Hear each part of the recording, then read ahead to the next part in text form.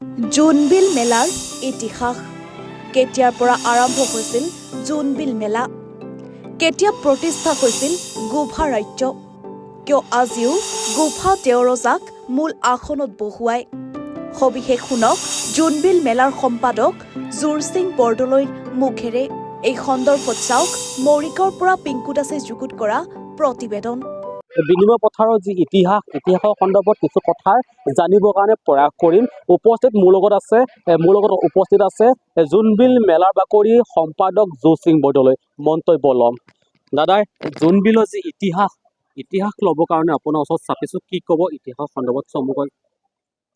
জোনবিল মেলা কেতিয়া সৃষ্টি হৈছিলে বা কেতিয়া জন্ম হৈছিলে এই সম্পৰ্কে সঠিক তথ্য পোৱা নাযায় যদিও আমাৰ তিৱাসকলৰ জনশ্ৰুতিত যিবিলাক ঠাই বা কথা বা বিষয় উল্লেখ আছে সেইবিলাকক কমখিনি যদি অধ্যয়ন কৰা যায় হুবহু মিলি থাকে। সেইফালৰ পৰা আমি দেখিবলৈ পাইছোঁ যে 1400 শতিকা মানতে জোনবিল মেলা প্ৰতিষ্ঠা হৈছিল আৰু গোভা ৰাজ্যখন প্ৰতিষ্ঠা হৈছিল 600 শতিকাত। আৰু তেতিয়াৰ পৰা এতিয়া তেনেধৰণে সুন্দৰভাৱে চলি আহিছে। আজি বিশ্বায়নৰ যুগতো আপোনালোকে দেখিছে হাজাৰ হাজাৰ পাহাৰৰ লোক, হাজাৰ হাজাৰ ভৈয়ামৰ লোক জোনবিল মেলা বিনিময় কথা কৰিবলৈ আহে। কিমান সুন্দৰ পৰিৱেশ। গতিকে এই জোনবিল মেলাৰ মূল বিশেষত্ব বুলি ক'বলৈ হ'লে ইয়াত বিনিময় প্ৰথা আছে আৰু লগতে প্ৰতিটো ৰূপত গোভাৰজে কৰ সংগ্ৰহ কৰে। আৰু এই জোনবিল মেলাৰ বিনিময় প্ৰথাৰ লগত আমাৰ তিৱাসকলৰ বিশ্বাস এটা জড়িত হৈ আছে, য'ত নোৱান পূজা কৰা হয়, য'ত আমি ইয়াতে কেইবাজন লগ লাগি পাহাৰখন লগ লাগি আমি অগ্নি পূজা কৰোঁ। অগ্নি পূজাৰ অৰ্থ হৈছে অপায় অমংগল যাতে নাইকিয়া হৈ যায়, তাৰ কাৰণে এইটো আমাৰ জনবিশ্বাস। আৰু ঠিক তেনেধৰণে আমাৰ দেওশাল শিৱ মন্দিৰৰ কণী কাটি মহৰা চাওঁ যাতে আমাৰ আগন্তুক জোনবিল মেলা সুকলমে পৰিচালিত হয়। আৰু সেইটো এটা আমাৰ জনবিশ্বাস পূৰ্বৰ পৰা চলি আহিছে। আৰু এই জোনবিল মেলাৰ বিনিময় প্ৰথাত উৎপাদিত পাহাৰ সামগ্ৰী বিশেষকৈ বেম্বো শ্বুট লৈ আহোঁ, আমি ইয়াত পুৰণা সলনি কৰোঁ। আৰু ইয়াত আমি জোনবিলৰ মাছেৰে, আজিকালি জোনবিলৰ মাছ অৱশ্যে পোৱা নাযায়, কিন্তু আমি কিনি হ'লেও শ'ল মাছ আৰু বৰালি মাছ আমি তেওঁলোকৰ পৰা লৈ অহা খৰিচা টেঙা দি আমি নোৱান পূজা কৰিবই লাগিব। তেতিয়াহে আমাৰ ইষ্ট দেৱতা সন্তুষ্ট হয় বুলি কোৱা হয়। কিন্তু এতিয়াও গোভা ৰজা ঘৰত তেওঁলোকৰ পৰা সলনি কৰা খৰিচা টেঙা আৰু জোনবিলত মাছেৰে নোৱান পূজা কৰা হয়। আমি এইটো এতিয়ালৈকে কোনো ধৰণৰ ব্যক্তিক্ৰম কৰা নাই। গতিকে এই জোনবিল মেলাৰ লগত আৰু ভাতৃত্ববোধৰ এটা সুন্দৰ নিদৰ্শন আছে, সমন্বয়ৰ এটা চানেকি আছে, বিভিন্ন জনগোষ্ঠীৰ মিলন ক্ষেত্ৰ, সকলো জনগোষ্ঠী ইয়াত উবৰি খাই আমাৰ আহে। প্ৰশাসনেও আমাক সহায় কৰে, ৰাজনৈতিকভাৱেও বিভিন্ন ক্ষমতাত থকা লোকসকলেও আমাক সহায় কৰে, যাতে বিনিময় কথাটো সুকলমে সম্পাদন হৈ যায় বা জোনবিল মেলা সুকলমে যাতে অতিবাহিত হৈ যায়। আৰু আপুনি এটা লক্ষ্য ৰাখিব যে মেঘালয়ৰ পৰা এইবাৰ 30খনমান গাঁও নামি আহিছে আৰু কাৰ্বি আংলঙৰ পৰা 61খন গাঁও নামি আহিছে। তেওঁলোকে সুন্দৰভাৱে ইয়াতে শান্তি সম্প্ৰীতি অটুট ৰাখি নিজেই খাব, নিজেই বব, নিজেই ঘৰ কৰিব, কোনো ধৰণৰ তেওঁলোকে আমাক অসুবিধা নিদিয়ে। আমি ইয়াত তেওঁলোকৰ এটা নিৰাপত্তা দিব লাগে আৰু আমি এটা পানী দিব লাগে, বিজুলী দিব লাগে, সেইখিনি আমি দিওঁ। চৰকাৰেও, জিলা প্ৰশাসনে সেইখিনি নিৰাপত্তা তেওঁলোকক দি আহিছে। আৰু জিলা প্ৰশাসনেও কোনো ধৰণৰ ক্ষতি কৰা নাই বা চৰকাৰেও কোনো ধৰণৰ ক্ষতি কৰা নাই। আৰু আমাৰ যোৱাকালি আমাৰ অসমৰ মুখ্যমন্ত্ৰী ডক্টৰ হিমন্ত বিশ্ব শৰ্মা আমাৰ মাজত আহি গ'ল। তেখেতে ইয়াৰ উন্নয়নৰ কাৰণে 5 কোটি টকা দিছে, ঘোষণা কৰিছে। আমি ধন্যবাদ জ্ঞাপন কৰিছোঁ। আৰু মাটিৰ পৰিসৰ বৃদ্ধি কৰা হ'ব বুলি পেলাই আশ্বাস দি থৈ গৈছে। গতিকে নিশ্চিতভাৱে জোনবিল মেলা সমন্বয়ৰ প্ৰতীক আৰু অসমৰ এটা সম্পদ। অসমৰ সম্পদ হৈছে য'ত সকলোৱেও আহে। আৰু এটা কথা ইয়াত ধুনীয়াকৈ প্ৰতিফলিত হৈছে, সেইটো হৈছে কি ভৈয়াম আৰু পাহাৰৰ লোকসকলৰ মাজত ভাৱৰ আদান প্ৰদান হৈছে, মনৰ আদান প্ৰদান হৈছে, ভাষাৰ আদান প্ৰদান হৈছে। ভৈয়ামৰ লোকসকলেও তিৱা ভাষা নজনা লোকসকলে তিৱা বুলি নহয়, অকল বিভিন্ন জনগোষ্ঠীয়েও শিকিছে। আজিও আগত কেইবছৰেও ধুনীয়াকৈ শিকিছে তেওঁলোকে যে বাই জালুক খাইদ নাই, তাৰমানে বাইদেউ জলকীয়া আছেনে? ভৈয়ামৰ লোকে সুধিছে, কি কৈছে? খাদ্য আছে। গতিকে এইটোৱে চাওক আপোনালোকে, তেওঁলোকে ভাষা শিকিছে। কিমান মৰম কিমান চেনেহ। আৰু বহুতে আজিকালি কৈছে যে মামা মামী শব্দটো অলপ কিবা বুলি কৈছে, কিন্তু আচলতে নহয়। একচুৱেলি মামাৰ অৰ্থ হৈছে কি, আমি মামা বুলি কওঁতে ডাঙৰক সম্বোধন কৰোঁ, হয় নহয়? মামাই ভাগিনীয়েকক এটা সম্বোধন কৰে, যে মামা বুলি কওঁতে পাহাৰৰ লোকবিলাকক আহি মানে মৰমেৰে তেওঁক মামা বুলি কৈছে, যে সম্বোধন কৰিছে ডাঙৰ হিচাপে। এইটো কথাটো বেয়া পাব নালাগে। যেনেকা ধৰক আমি এটা কথা কৈ থাকোঁ, মই বিশেষ ভাষাবিদ নহয় যদিও তথাপিতো এটা কথা কওঁ, যিসকলে তেনেকৈ কৈ থকাৰ কাৰণে মই কৈছোঁ, যে ধৰ আলমাৰী শব্দটো বা আলমিৰা শব্দটো এইটো বেলেগ শব্দ, হয় নহয়? গতিকে আমিতো বেয়া নাপাওঁ। প্ৰিয় ভাষাটো বিচাৰি পাইছেনে মই নাজানো বাৰু, মইতো নাজানোৱে, গতিকে আলমিৰা হিচাপে কওঁ। ঠিক তেনেকুৱাকৈ ইয়াতো সেই শব্দটো মামা শব্দটো ব্যৱহাৰ কৰিছে, বেয়া পাব নালাগে। এইটো মৰমৰ শব্দ, মৰমৰ ভাষা আৰু সমন্বয়ৰ শব্দ, বিভিন্ন জনগোষ্ঠীৰ মিলনৰ শব্দ। এইটো মই তেনেধৰণে ব্যাখ্যা কৰিব বিচাৰোঁ। গতিকে এনেধৰণে চলি থাকিব জোনবিল মেলা, আৰু সুন্দৰভাৱে অতিবাহিত হৈছে। ইয়াৰ লগত সমূহীয়া মাছ মৰা এটা জড়িত হৈ আছে, কুকুৰা যুঁজ এটা জড়িত হৈ আছে। লগতে তেওঁলোকে ৰজা মানাৰ যিটো ব্যৱস্থা, পাহাৰৰ লোকসকল নামি আহিছে, ৰজা মানিছে। ৰজা মানিবৰ কাৰণে তেওঁলোকে মেঘালয়ৰ লোকসকলে জোনবিল মেলাৰ আগদিনাখনে তেওঁলোকে মানে কি কয়, বস্তু বিয়াখনে দি যায়, মানে উৎপাদিত বস্তুবিলাক ৰজা ঘৰত আহি দি যায়, তেওঁলোকে আহি পেলাই দি যায়। আৰু মেঘালয়ত মানে গাঁওবিলাকে পাল বান্ধি পেলাই এখন ধাৰি দি যায়, যে এইখন ধাৰিতে তেওঁ মানে কি কয়, মানে মেলাত বহিব। সেইখন ধাৰিকে আমি ৰাখি থৈ দিওঁ, গোসাঁইলা মেলাতে সেইখন ধাৰিতে বহিব, আৰু তেওঁলোকে পাল বান্ধি লয়। আজিকালি যেনিবা আমি চোফা চিটত বহিছোঁ, আগতেতো মাটিতে বহিছোঁ ধাৰিখন পাৰি। সেইটোৱে আমাৰ ডাঙৰ সন্মান আছিলে, সেইটো ডাঙৰ সন্মান আছিলে। মেঘালয়ে এতিয়াৰ যুগতো মেঘালয়ৰ গাঁওবিলাকে পাল পাতি সেই ব্যৱস্থাটো ৰাখি থৈছে। কাৰ্বি আংলঙবিলাকত ৰজা মানিবৰ কাৰণে সেইবিলাক আমাৰ দেখিছে, তেনেকুৱা হালধি কচু দি থৈ গৈছে তেওঁলোকে। গতিকে এনেকুৱা মৰম চেনেহ চলি থাকিব বুলি আশা কৰিছোঁ। আৰু সকলো জনগোষ্ঠীয়ে ইয়াক সহায় সহযোগিতা আগবঢ়াইছে, মৰম চেনেৰে আগবঢ়াইছে, আমাৰ বুলি কৈছে। আৰু এই সুযোগতে আমি অসম চৰকাৰৰ কথা ক'ব বিচাৰোঁ, দূৰ দূৰণিৰ পৰা অহা লোকসকলে জোনবিল মেলা এদিন উপভোগ কৰিব বিচাৰে। চৰকাৰী চাকৰিয়ালবিলাক তেওঁলোকে বিচাৰিছে যে আপোনালোকে দাবী কৰক যে আগন্তুক বছৰ যাতে এটা দিন চৰকাৰী বন হিচাপে জোনবিল মেলাত ঘোষণা কৰে, তেতিয়া আমিও সুন্দৰভাৱে উপভোগ কৰিব পাৰিম। পুনৰ মন্তব্য ল'ম দাদাৰ পৰা পুনৰ মন্তব্য ল'ম।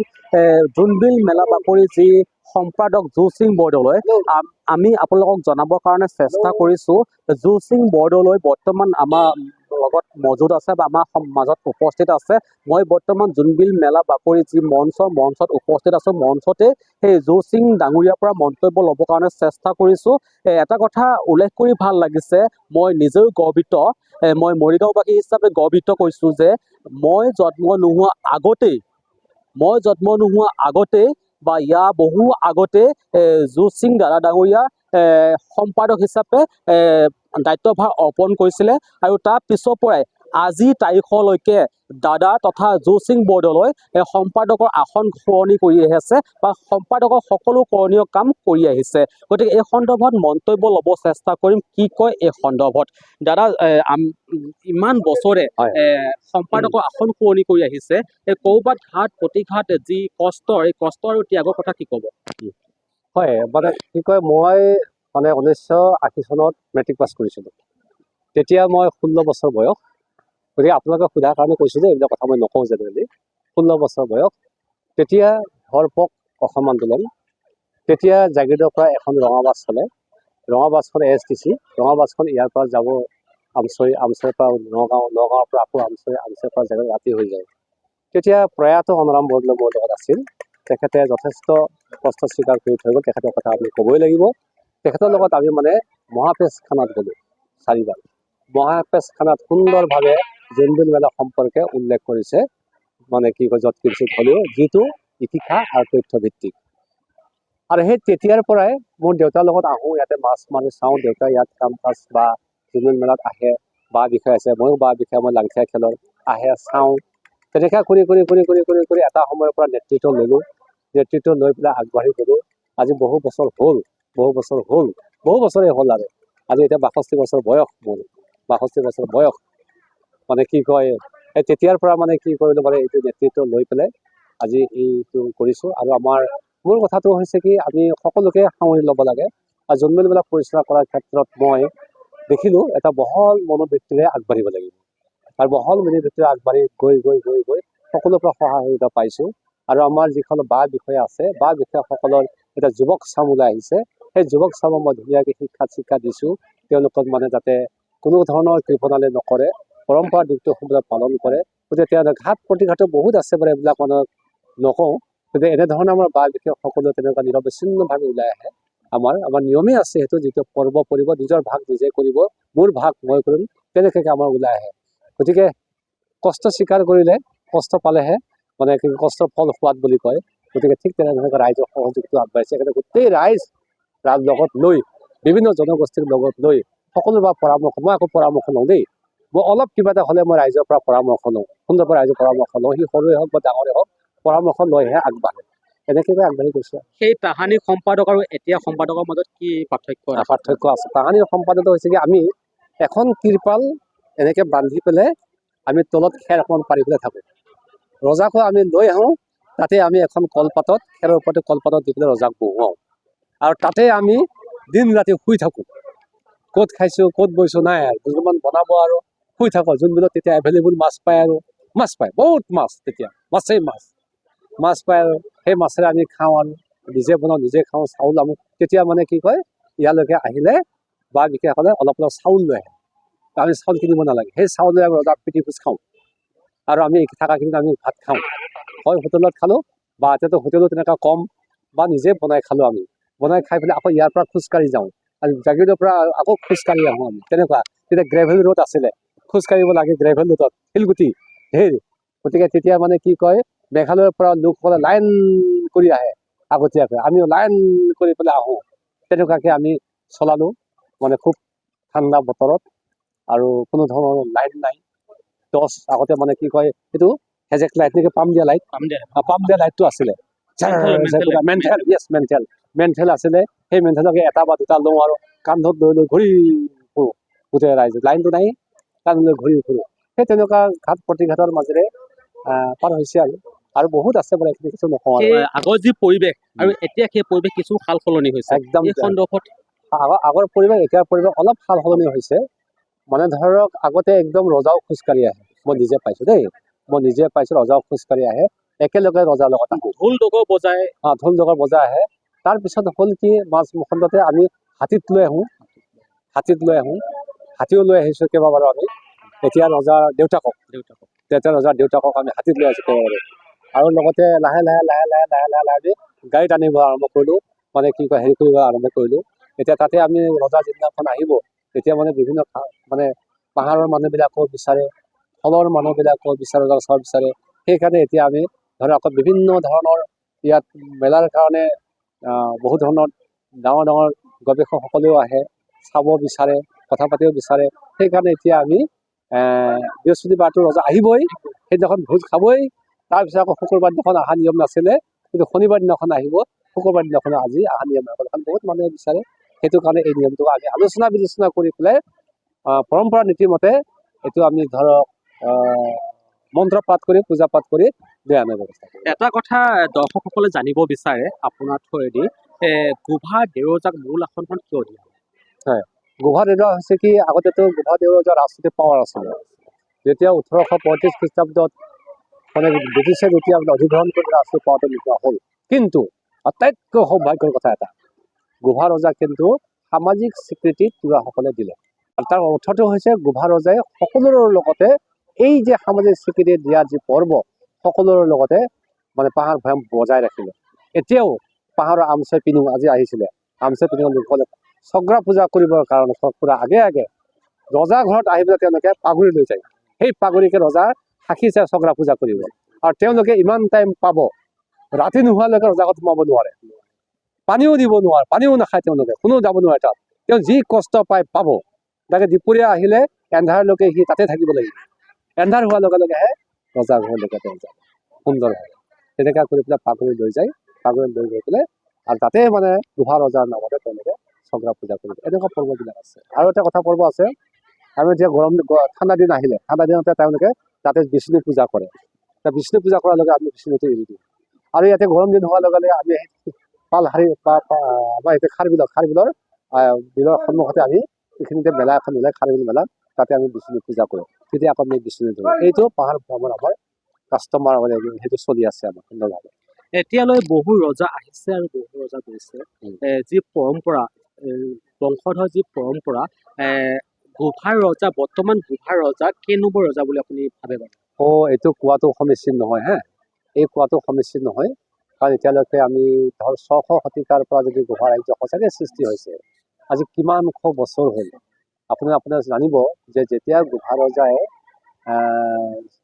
3 মুছলমৰ পৰা নৰ্থিয়াং গ'ল, নৰ্থিয়াঙৰ পৰা চটঙালৈ গ'ল, চটঙৰ পৰা আহি পেলাই হেৰিত কি কয় আপোনাৰ আমচাই পিনিঙত থিতাপি লৈছিল। তাৰ পৰা যেতিয়া 10ম শতিকাত আহিলে কি কয় ইয়াত, তেতিয়াৰ পৰা তাতে ৰজা অহাৰ পিছতে প্ৰত্যেক বছৰে চংখং পূজা কৰি পেলাই এটা শিল পুতে আৰু 100টা শিল তলত দিয়ে, এনেকৈ 100টা শিল তলত দিয়ে। সেইটো হওঁতে 1029টা হ'ল তাতেই। গতিকে ৰজা কিমান হ'ব পাৰে, কিমান জন হ'ব পাৰে। গতিকে সেই ফালৰ পৰা ইমান কম বুলিবলৈ টান। কিন্তু আমি ধৰিছোঁ যে ইমানখিনি জানো, ইমানখিনি নাজানো। গতিকে তেনেধৰণে আমি ক'ব পাৰোঁ আৰু কিছু কথা। বৰ্তমান দেওৰজা কিমান বছৰ ধৰি শাসন কৰি আছে? তেওঁৰ দেউতাকে ঢুকাইছিলে 1994ৰ 11 ডিচেম্বৰ তাৰিখে ঢুকাইছিলে। তেতিয়া আমি 1995ত মে' মাহত নে এপ্ৰিল মাহত পাতিছিলোঁ, তেখেতে পাতিছোঁ। গতিকে 95ৰ পৰা এতিয়ালৈকে যথেষ্ট হৈছে আৰু যথেষ্ট হৈছে। যথেষ্ট হৈছে। যদি আমি এটা কথা জানিবৰ কাৰণে চেষ্টা কৰোঁ, যি আসন ৰাজ আসন যিখন দিয়া হয়, তেতিয়া দিওঁতে কিছু নিয়ম নীতি থাকে, যি পৰম্পৰা থাকে, সেই পৰম্পৰাটো সন্দৰ্ভত পৰম্পৰাটো হৈছে কি, আমাৰ ৰজা পাতিলে আমচাই পিনুঙৰ পৰা পাহাৰৰ পৰা আহিব লাগিব। বালিখুঞ্জি গাঁৱৰ পৰা মানুহ আহিব লাগিব। নীতি নিয়ম আছে, আমাৰ বহুত নীতি নিয়ম আছে। তাৰপিছত ৰজা বৰ পুখুৰীৰ পৰা পানী তুলিব লাগিব। তাৰপিছত আপোনাৰ ৰজাক মানে কি পতাৰ সময়ত, যেতিয়া ৰজা পতাৰ সময়ত এটা মানে থম খুন্দা কি কয় আপোনাৰ কি কয় নাহৰ গছৰ খুটা আমি পুতোঁ, ধুনীয়াকৈ চাচি নাহৰ গছৰ পুতোঁ। সেই নাহৰ গছটোকে যধে মধে মানুহে কৰিবলৈ এখন গাঁৱৰ মানুহ আহি পেলাই সেইটো পুতিব লাগিব কাৰিগাঁৱৰ পৰা। আৰু দিব লাগিব মেঘালয়। সেই সামান্য গছডালকে মেঘালয় দিব লাগিব, আমি নোৱাৰোঁ। তেওঁলোকে লাগে তাৰ পৰা আগতে কি কষ্ট আকৌ লোকৰ লৈ আহে। তেওঁলোকে 2জন মানুহ দাঙি লৈ আহিব, ইমান লুমফৈ গাঁৱৰ পৰা দাঙি লৈ আহে, একদম দাঙি লৈ আহি পেলাই ইয়াত পেলাই দিব, থৈ দিব। তেতিয়া মানে একদম চব ৰাইজে আহিব তাত। ৰজাৰ মানে পতাৰ দিনাখন কি কৰিব, আয়তী বায়তী চব। তাৰপিছত পাহাৰ ভৈয়ামৰ গোটেই মানুহ মিলিহে আমাৰ গোভা ৰজা পাতিব লগা হয়। সেই তাহানিৰ যি ৰজাৰ আসন সলনি কৰা বা ৰজাৰ যি পৰম্পৰা, এতিয়া কিছু সাল সলনি হৈছে। এতিয়া এটা মই আপোনাৰ পৰা জানিবৰ কাৰণে চেষ্টা কৰিম, যিহেতুকে 22গৰাকীকৈ ৰজা বা 22জনকৈ ৰজাৰ সন্মানীয় আসন গ্ৰহণ কৰি আছে, ৰজাসকলৰ কোন ৰজা নাম কি আৰু তেওঁলোকৰ কোন ৰাজ্যৰ ৰজা হয়, ক'ব পাৰিব নেকি? গোভা ৰজা আপোনালোকে দীপসিং দেও ৰজা। গোভা ৰজা পাতনীয়া ৰজা হৈছে পশ্চিম নগাঁও ভদ্ৰসিং দেও ৰজা। আৰু ডিমুৰা ৰজা আছে হলিত সিং ৰজা। ওপৰলৈ যাওঁ এতিয়া, আমাৰ নেলি ৰজা আছে ৰামসিং দেও ৰজা। খলা ৰজা আছে সুমংগল দেও ৰজা। তাৰপিছত চহৰী ৰজা হৈছে আপোনাৰ কি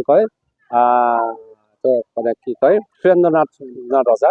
তাৰপিছত পূব মটৰখন ৰাজ্য আছে নয়নজ্যোতি দেও ৰজা। তাৰপিছত দমা ৰজা আছে ঋতু সিং ৰজা। তাৰপিছত তৰাণী কলবাৰী ৰজা হৈছে নন্দেশ্বৰ ৰজা। আৰু বঘৰা ৰজা হৈছে তুলসী চমচ। তাৰপিছত ঘগুৱা ৰজা হৈছে মুকুল ৰজা। আৰু শুকনাগক ৰজা হৈছে অদিত ৰজা। তাৰপিছত আপোনাৰ কুমৈ ৰজা হৈছে সুচেন ৰজা। কুমৈ কছাৰী গোৱাই ৰাজ্যৰ ৰজা আছে ভোগেশ্বৰ ৰজা। তাৰপিছত আকৌ তেতেলীয়া ৰজা আছে মণিৰাম ৰজা। মায়ঙৰ ৰজা আছে তাৰণীকান্ত ৰজা। আৰু এইফালে 5 ৰজাৰ ভিতৰত একেবাৰে মানে কি কয় মিকিৰ গাঁও ৰাজ্যৰ ৰজা মন্টু ৰজাৰ। তাৰপিছত বাৰুপূজা ৰজা হৈছে আপোনাৰ মুকুন্দ ৰজা। তাৰপিছত টোপাকুচি ৰজা হৈছে আপোনাৰ কি কয় সুশীল ৰজা। আৰু খাইগড়ৰ ৰজা হৈছে বিজু ৰজা। আৰু শেষত আপোনাৰ কি কয় এইটো ফৰা ৰজা হৈছে গমন ৰজা। আৰু খাহিগড় ৰজা হৈছে অৰূপ ৰজা। আজি এই সুন্দৰ খনত পবিত্ৰ খনত এই ৰজাসকলৰ নাম কাঢ়ি কেনেকুৱা লাগিছে? ভাল লাগিছে আৰু ভাল লাগিছে। বহুত ৰজা হেৰাই গৈছিলে, আমি তত্বাৱধান কৰি পেলাই সেই ৰজাবিলাক ৰাজ অভিষেক পাতি আমি শেহতীয়াকৈ ৰাজ অভিষেক পাতিছোঁ টোপাকুচি ৰাজ্যত। এই যে আসন পুৰণি কৰে, মঞ্চ পাতে, মঞ্চলৈ আহে, যেতিয়া উভতি যায় নিজ ৰাজ্যত কেনেধৰণে পৰম্পৰা তেওঁলোকে মানে ইয়াতে আহিব, উভতি যায়, উভতি গৈ পেলাই তেওঁলোকে ৰজা ঘৰতে এসাঁজ খাব গোটেই পেলাই মিলি। ৰজা ঘৰতে তেওঁলোকে যা যোগাৰ কৰিব। আজিও তেওঁলোকে আহিছিলে, তেওঁলোকক খুৱাম বুলি ভাবিছিলোঁ। তেওঁলোকে কৈছে আমি ঠিক ঠাক কৰিছোঁ, আমি তাতে খাম দিয়ক। তাতে খাব তেওঁলোকে। সেইটো গোভা ৰজাৰ এই জোনবিল মেলাৰ লগতে তেওঁলোকৰো গীত বিহু হৈ যায় বিনিময় প্ৰথা যিহেতুকে এইবাৰ বহুত সময় চলিছে, আগতকৈ অধিক হৈছে, কি ক'ব লাষ্ট? এইটো হৈছে আগতকৈ এবাৰ অলপ বেছি হৈছে, কাৰণ এবাৰ জাগা দিব পৰা নোৱাৰা নিচিনাই হৈছিলোঁ। তথাপিতো আমি ছাফিচিয়েণ্ট জাগা সকলো কাৰণে ৰাখিলোঁ, আপোনালোকে দেখিছে। তাৰ অৰ্থ হৈছে কি, আমি নিজকে ভাবিছোঁ আৰু যে আমি সকলোকে পৰিচালনা কৰিব পাৰিছোঁ। আমি বিভিন্ন জনগোষ্ঠীৰ কথাও কৈছোঁ আৰু বিভিন্ন জনগোষ্ঠীৰ লগত একত্ৰিত থকাও কথা কৈছোঁ, আৰু তিৱা জাতীয় সত্তাকো ৰাখিব লাগে এই কথাটোও কৈছোঁ, ৰজাও মানিব লাগিব এই কথাটোও কৈছোঁ, আৰু আমাৰ পৰম্পৰাৰ দিশ। আৰু এইফালে 5 ৰজাৰ ভিতৰত একেবাৰে কি কয়, মিকিৰ গাঁও ৰাইজৰ ৰজা মন্টু ৰজাৰ, তাৰপিছত বাৰুপূজা ৰজা হৈছে আপোনাৰ মুকুন্দ ৰজা, তাৰপিছত টোপাকুচি ৰজা হৈছে আপোনাৰ কি কয় সুশীল ৰজা, আৰু খাইগড়ৰ ৰজা হৈছে বিজু ৰজা, আৰু শেষত আপোনাৰ কি কয় এইটো খৰা ৰজা হৈছে গমন ৰজা, আৰু খাহিগড় ৰজা হৈছে অৰূপ ৰজা। আজি এই সুন্দৰ খনত পবিত্ৰ খনত এই ৰজাসকলৰ নাম কাঢ়ি কেনেকুৱা লাগিছে? ভাল লাগিছে আৰু ভাল লাগিছে। বহুত ৰজা হেৰাই গৈছিলে। আমি তত্বাৱধান কৰি পেলাই সেই ৰজাবিলাক ৰাজ অভিষেক পাতি আমি শেহতীয়াকৈ ৰাজ অভিষেক পাতিছোঁ টোপাকুচি ৰাজ্যত। এই যে আসন পুৰণি কৰে, মঞ্চ পাতে, মঞ্চলৈ আহে, যেতিয়া উভতি যায় নিজ ৰাজ্যত কেনেধৰণে পৰম্পৰা? তেওঁলোকে ইয়াতে আহিব, উভতি গৈ পেলাই তেওঁলোকে ৰজা ঘৰতে এসাঁজ খাব, গোটেইবিলাক মিলি ৰজা ঘৰতে তেওঁলোকে যা যোগাৰ কৰিব। আজিও তেওঁলোকে আহিছিলে, তেওঁলোকক খুৱাম বুলি ভাবিছিলোঁ। তেওঁলোকে কৈছে আমিও ঠিক ঠাক কৰিছোঁ, আমি তাতে খাম দিয়ক, তাতে খাব তেওঁলোকে। সেইটো গোভা ৰজাৰ এই জোনবিল মেলাৰ লগতে তেওঁলোকৰো গীত বিহু হৈ যায় বিনিময় প্ৰথা যিহেতুকে এইবাৰ বহুত সময় চলিছে, আগতকৈ অধিক হৈছে, কি ক'ব লাষ্ট? এইটো হৈছে আগতকৈ এবাৰ অলপ বেছি হৈছে, কাৰণ এবাৰ জাগা দিব পৰা নোৱাৰা নিচিনাই হৈছিলোঁ। তথাপিতো আমি ছাফিচিয়েণ্ট জাগা সকলো কাৰণে ৰাখিলোঁ, আপোনালোকে দেখিছে। তাৰ অৰ্থ হৈছে কি, আমি নিজকে ভাবিছোঁ আৰু যে আমি সকলোকে পৰিচালনা কৰিব পাৰিছোঁ। আমি বিভিন্ন জনগোষ্ঠীৰ কথাও কৈছোঁ, আৰু বিভিন্ন জনগোষ্ঠীৰ লগত একত্ৰিত থকাও কথা কৈছোঁ, আৰু তিৱা জাতীয় সত্তাকো ৰাখিব লাগে এই কথাটোও কৈছোঁ, ৰজাও মানিব লাগিব এই কথাটোও কৈছোঁ, আৰু আমাৰ পৰম্পৰাৰ দিশসমূহ কেতিয়াও বিসৰ্জন দিব নালাগে বুলি এই কথাও কৈছোঁ। গতিকে সেইবিলাক কথা, বিভিন্ন কথা তেখেতসকলে কৈছোঁ। আৰু এইটো পূৰ্বৰ পৰা চলি অহা নিয়ম, এই নিয়মটোক ইমান সোনকালে শেষ কৰিব পৰা নাযায়। দাদা ধন্যবাদ জনালোঁ, ইমান ব্যস্ততাৰ মাজতো অকণমান সময় দিয়াৰ বাবে ধন্যবাদ জনাইছোঁ। এনিফাৰ 24 অসমৰ দৰ্শকক আমি এটা কথাই ক'ব পাৰোঁ যে মধ্য অসম আমি গৰ্ব কৰিব পাৰোঁ এই জোনবিলক লৈ। মধ্য অসমৰ কাৰণে বিশ্বই চিনি পায় মধ্য অসম মৰিগাঁও জিলা। যি পৰম্পৰা ঐতিহ্যপূৰ্ণ, যি পৰম্পৰা আজিও অটুট আছে আৰু আগলৈও অটুট থাকিব। দাদাই উল্লেখ কৰিছে যে 1400 শতিকাতে সেই আয়োজন আৰু আজিলৈকে চলি আছে, আৰু কিমান শতিকালৈ চলিব আমি এতিয়াই থিৰাং কৰিব নোৱাৰোঁ, কিন্তু জোনবিল মেলাৰ চিৰজীৱন চলিব। আমি মন্তব্য লৈছোঁ, কিছু ইতিহাসৰ বিষয়ে জানিবৰ কাৰণে চেষ্টা কৰিলোঁ, প্ৰয়াস কৰিলোঁ। আমি সৰু সৰুতে যেতিয়া কিতাপত পঢ়িছিলোঁ বিনিময় প্ৰথা শুনি কিবা আশোহা যেন লাগে, কিন্তু আমাৰ জিলাতে সেই বিনিময় প্ৰথা হয়। বিশ্বৰ কোনো এটা প্ৰান্তত নহয় এই বিনিময় প্ৰথা। গতিকে আমি গৰ্ব কৰোঁ মৰিগাঁও জোনবিলক লৈ।